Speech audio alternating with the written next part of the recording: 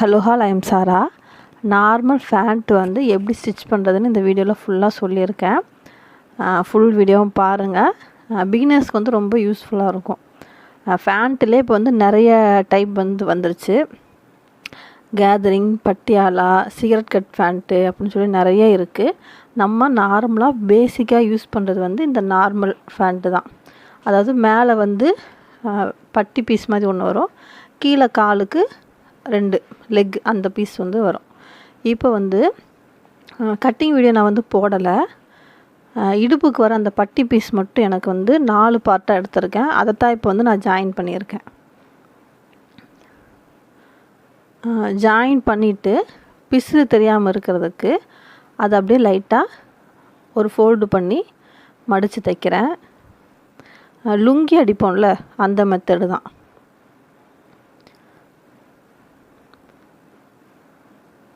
சின்னதாக ஒரு 1/4 இன்ச் இல்லைன்னா ஒரு 1/2 இன்ச்சுக்குள்ளே ஒரு ஃபோல்டு பண்ணி அடிச்சிங்கன்னா அந்த இடத்துல பிசுறு தெரியாது.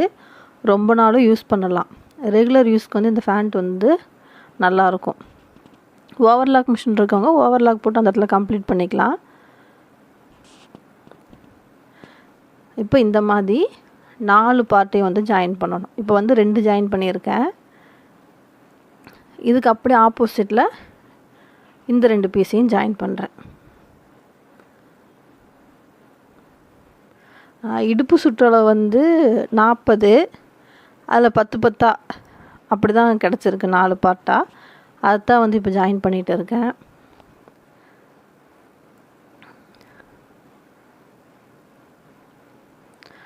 இந்த ஃபேண்ட் வந்து 1 ஹவர்லேயே ஸ்டிச் பண்ணிடலாம். 1 ஹவர் கூட அதிகம்தான் என்னை பொறுத்த வரைக்குமே. சீக்கிரமாக முடிஞ்சிடும். நல்லாயிருக்கும், தைக்கிறதுக்கும் இன்ட்ரெஸ்டிங்காக இருக்கும் இந்த ஃபேண்ட்டு. சுடிதார் தைக்கிறது வந்து நெக்கில் டிசைன் வைக்கணும், இல்லை ஸ்லீவில் ஏதாவது ஒர்க் பண்ணுற மாதிரி இருக்கும், பைப்பிங் கொடுத்து. அதுக்கப்புறம் இந்த ஸ்லிட் ஓப்பன் வந்து அடிக்கிறது வந்து கொஞ்சம் கஷ்டமாக இருக்கும். சுடிதார் வந்து கொஞ்சம் பெரிய துணி, லைனிங்கில் வச்சு அடிக்கும்போது கொஞ்சம் பெருசாக இருக்கும், டைம் போகிற மாதிரியே இருக்கும். ஆனால் இந்த ஃபேண்ட் வந்து சீக்கிரம் முடிஞ்சிடும். இப்போது 2 பார்ட்டை நான் ஜாயின் பண்ணதை ஒன்றா சேர்த்து ஒரு சைடில் வந்து ஜாயின் பண்ணுறேன். இப்போ மொத்தம் 3வது தையல் வந்து போட்டுட்ருக்கேன். ஜாயின் பண்ணுற பீஸ்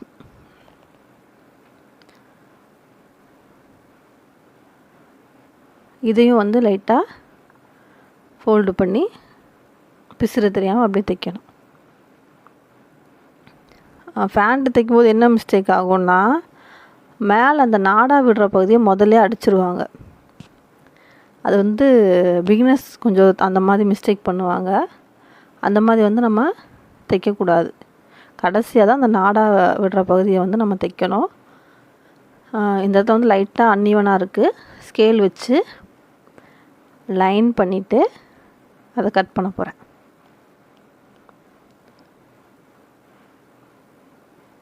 கிளாத்தோ காட்டன் கிளாத்து கிடையாது, ஒரு மாதிரி மிக்ஸ்டு கிளாத்து, ஒரு மாதிரி இழுக்குது.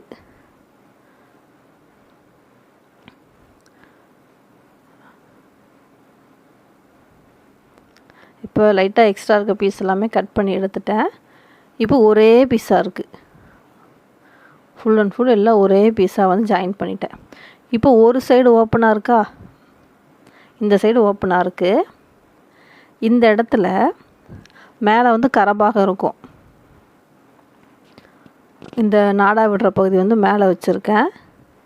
இப்போ வந்து இடுப்பு சைஸ் வந்து கரெக்டாக இருக்கான்னு ஒரு வாட்டி செக் பண்ணிக்கிறேன். எக்ஸ்ட்ராவே இருக்குது. கரெக்டாக அந்த இடத்த மார்க் பண்ணிவிட்டு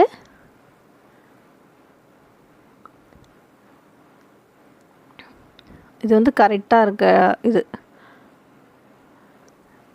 இந்த லைனில் வந்து தைக்க போகிறேன். மேலேருந்து ஒரு 2 இன்ச்சாவது கேப் விட்டு தைக்கணும். அதாவது மேலே வந்து கரபாகம், கீழே வந்து ஜாயின் பண்ணுற பீஸு. அதாவது இடுப்பு பகுதியும் இந்த பட்டியை வச்சு ஜாயின் பண்ணுவோம்.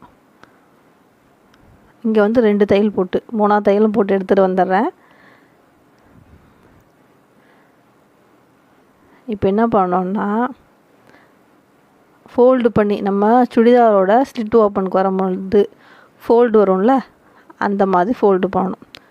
அதுக்காக ஒரு 3/4 இன்ச் போல் விட்டு கட் பண்ணிக்கிறேன்.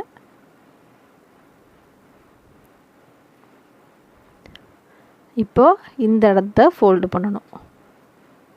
சுடிதாரோட ஸ்லிட் ஓப்பன் வருதில்ல, அதே மாதிரி தான் இங்கேயும் அடிக்கணும். சென்டரில் வர தையலை வச்சுட்டு இந்த பக்கம் இருக்க கிளாத்தை மடித்து அடிக்கணும். அப்படியே ஆப்போசிட் இருக்க கிளாத்தையும் மடித்து அடிக்கணும்.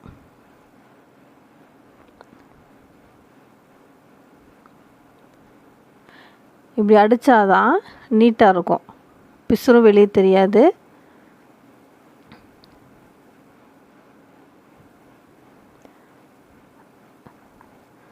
லைட்டாக ஃபோல்டு பண்ணி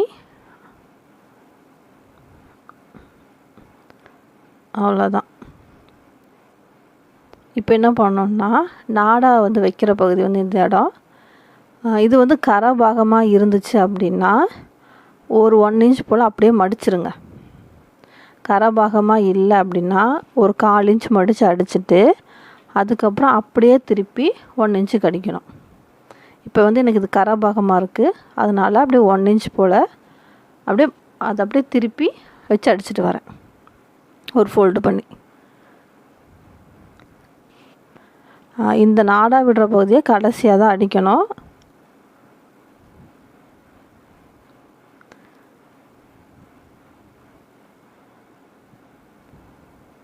இப்போ இதோட மேலில் வர பார்ட் வந்து முடிஞ்சுது, ஃபேண்ட்டோட மேல் பார்ட் வந்து முடிஞ்சுது. இதுக்கப்புறம் வர்றது வந்து கால், 2 காலுக்கு வர பார்ட்.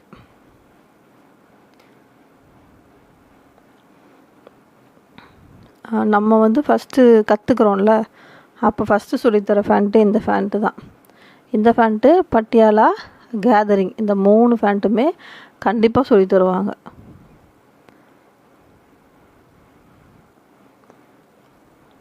இப்போது நான் 2வது தையலும் போட்டு வரேன். ஏன்னா அது கரை பாகம், ஒரு தையலில் வந்து பிரிஞ்சாலும் பிரிஞ்சிடும், அதனால் இன்னொரு தையலும் போட்டு வரேன்.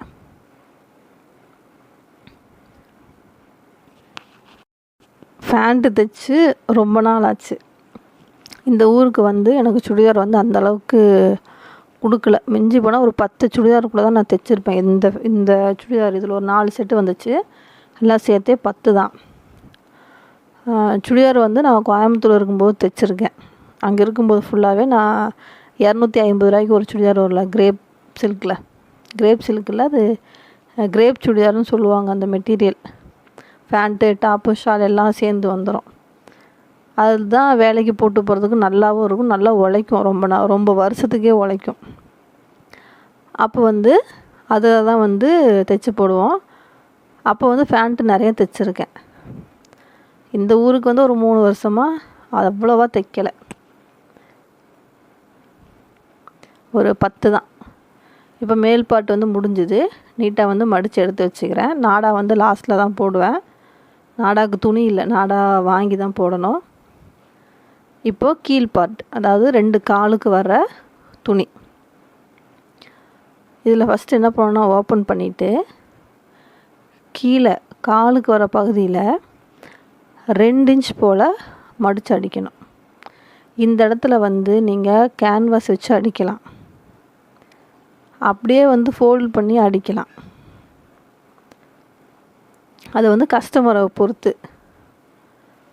எப்படி சொல்கிறதுனா, நம்ம கேட்ட காசு கொடுத்தாங்க அப்படின்னா கேன்வாஸ் வச்சு கண்டிப்பாக அடிக்கலாம், தப்பே கிடையாது.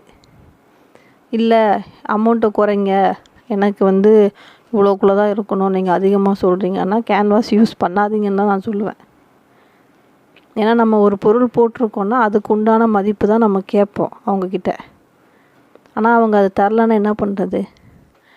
இந்த சுடிதாரோட மொத்த விலை லைனிங்கோடு சேர்த்து 350 ரூபா. நான் கேட்டதுக்கு வந்து 400 ரூபா சொல்லியிருந்தேன்.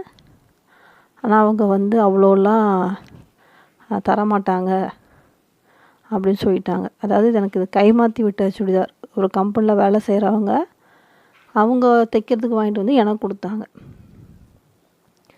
அப்போ நான் என்ன பண்ணேன்னா, கேன்வாஸ்க்கு எப்படியும் 10-20 ரூபா ஆகும், அதனால் கேன்வாஸ் வந்து வைக்கலை. ஒரு 1/2 இன்ச்சில் மடிச்சுட்டு 1.5 இன்ச்சில் இப்போ வந்து ஃபோல்டு பண்ணி அடிக்கிறேன். மொத்தம் 2 இன்ச்சு. தையல் வந்து ஒரு 4 தையல் வந்து கீழே போட்டுறணும்.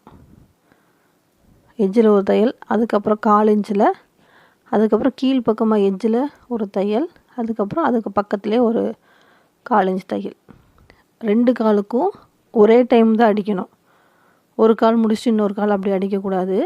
அப்பப்போவே வந்து அடித்தாதான் ஃபினிஷிங் எல்லாமே சேர்ந்து வரும்போது கரெக்டாக வரும்.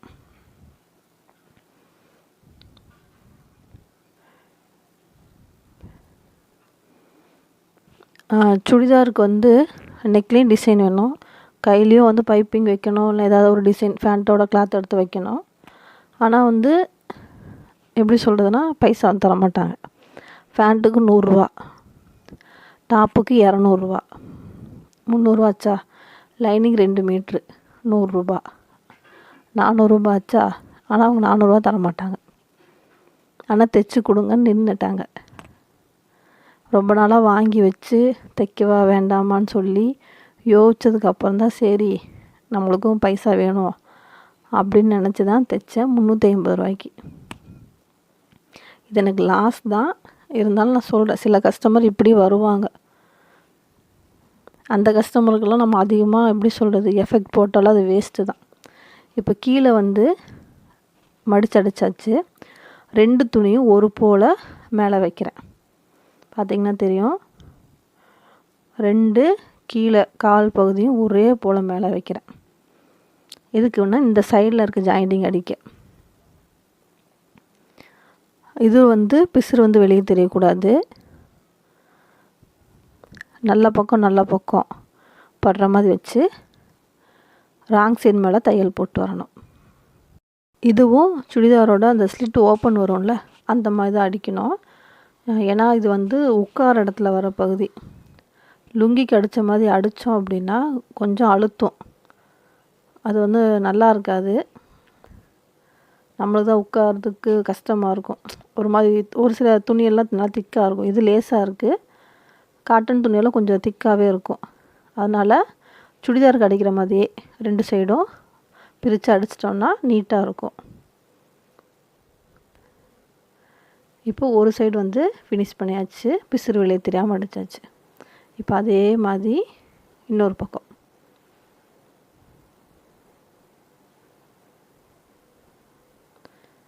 கரெக்டாக வச்சுட்டு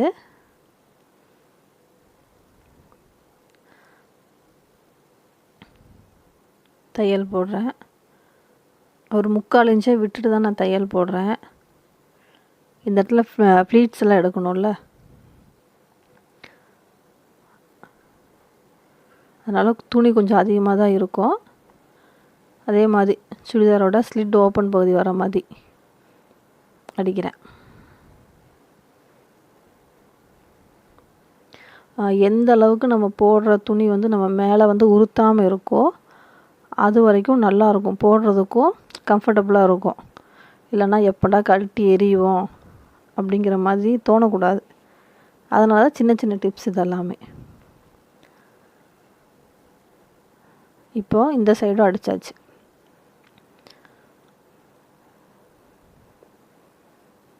இப்போ 2 அடித்த பகுதி ஒன்றா வச்சோன்னா தனித்தனியான கால் பகுதி வந்து நம்மளுக்கு கிடச்சிரும்.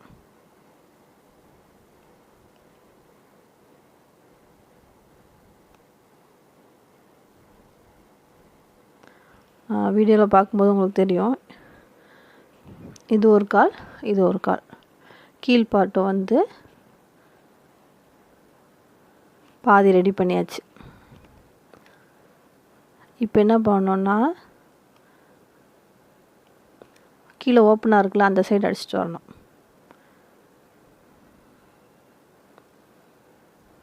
காலோட சுற்றளவு எவ்வளோன்னு பார்த்துட்டு அதுக்கேற்ற மாதிரி அடிக்கணும்.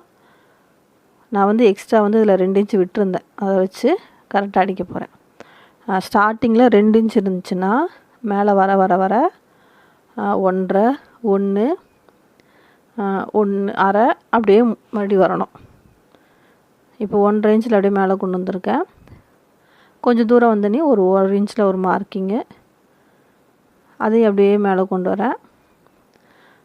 அப்புறம் வந்து நம்ம ஜாயின் பண்ணோம்ல அந்த இடத்துக்கு வரும்போது ஒரு 1/2 இல்லைன்னா 3/4 இன்ச் வரைக்கும் கொண்டு வரணும். ஓவர்லாக் இருந்துச்சு போடுவீங்கன்னா 1/2 இன்ச்சில் கொண்டு வாங்க, இல்லைன்னா 3/4 இன்ச்சில் போடணும். இது வந்து சென்ட்ரு கொண்டு வந்து 2 ஸ்டிச் போட்டுட்டு கைடை லைட்டாக டேர்ன் பண்ணிவிட்டு மறுபடியும் அதே மாதிரி 3/4 இன்ச், 1 இன்ச், 1.5, அப்புறம் 2ல் கொண்டு வந்து முடியணும்.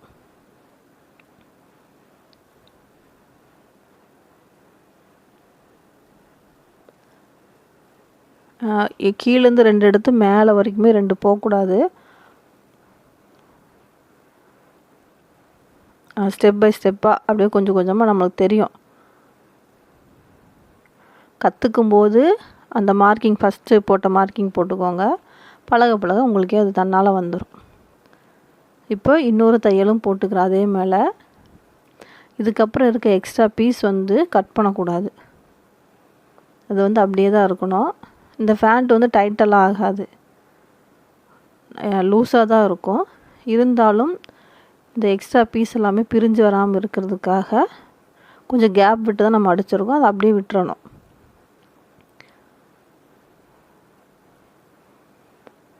இதுவே பிசுறு தெரியாமல் அடிக்கிறதுக்கு இன்னொரு மெத்தட் இருக்குது, அது நான் வந்து பண்ணலை.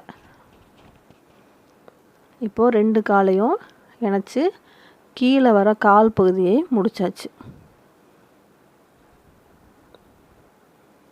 இப்போ உங்களுக்கு தெரியும். இப்போ என்ன பண்ணணுன்னா சென்டரில் வர இந்த பார்ட் எடுத்து மேலே வர பட்டி பீஸோடு வச்சு ஜாயின் பண்ண வேண்டியது தான். ஜாயின் பண்ணும்போது சின்ன சின்ன ஃப்ளீட்ஸாக வச்சு ஜாயின் பண்ணணும். 2 நடுப்பகுதியில் வர அந்த தையலை நேரம் எடுத்துக்கணும். இதுலேயும் வந்து சென்ட்ரு கட்டை நம்ம மார்க் பண்ணி அடிச்சிருக்கோம், அந்த நாடா விடுற கேப், அது சென்ட்ரு. அதை வச்சு கரெக்டாக அடிச்சுக்கணும்.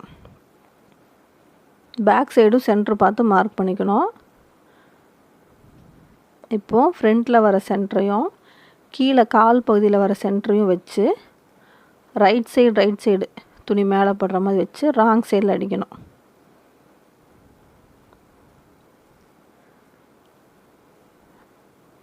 டபுள் ஸ்டிச் போட்டு ஆரம்பிக்கிறேன்.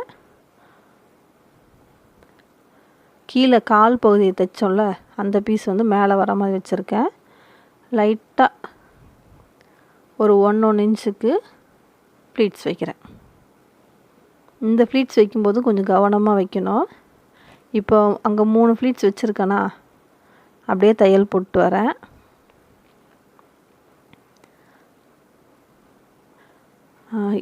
இந்த எப்படி சொல்கிறேன்னா, பேக் சைடில் வர சென்டர் இருக்குல்ல, அதையும் வச்சு பார்க்கணும். 2த்தையும் ஒன்றா வச்சோம் அப்படின்னா அந்த இடத்துல மிச்சம் எவ்வளோ துணி வருதுன்னு நம்மளுக்கு தெரியும். ஒரு பின் பண்ணியிருக்கேன், அதுக்கேற்ற மாதிரி அங்கே வந்து ப்ளீட்ஸ் வைக்கணும். பேக் சைடில் ஒரு 3-4 ப்ளீட்ஸு, ஃப்ரண்ட்லேயும் அதே மாதிரி தான். அதுக்கு மேலே வராது, ஏன்னா அந்தளவுக்கு தான் துணி வந்து நான் கட் பண்ணி எடுத்திருக்கேன்.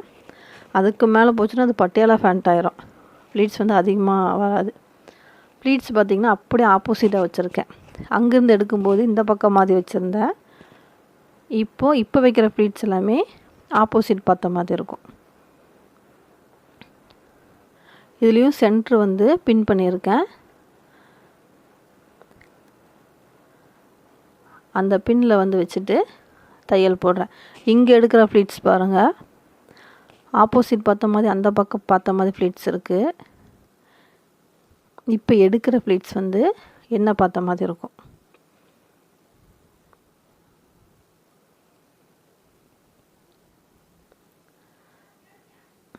ஒரு 3 ப்ளீட்ஸ்.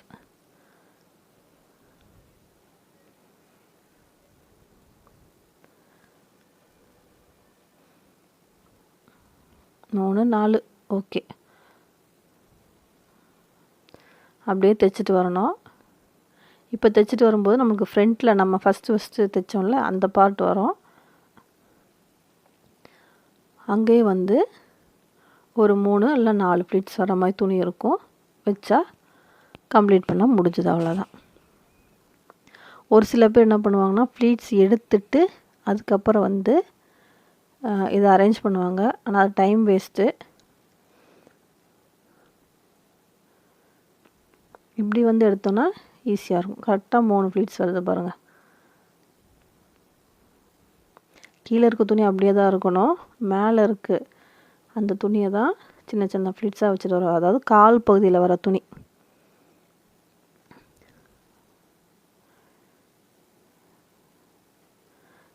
இப்போ அப்படியே என்ன பண்ணணும், 2 தையல் போடணும் அது மேலேயே.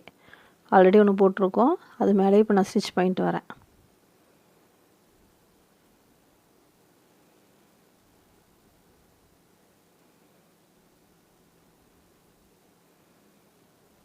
இந்த இடத்துலையும் ஓவர்லாக் போடணும். ஓவர்லாக் இல்லைன்னா மடித்து அடிக்கணும். ஆனால் நான் மடித்து அடிக்கலை.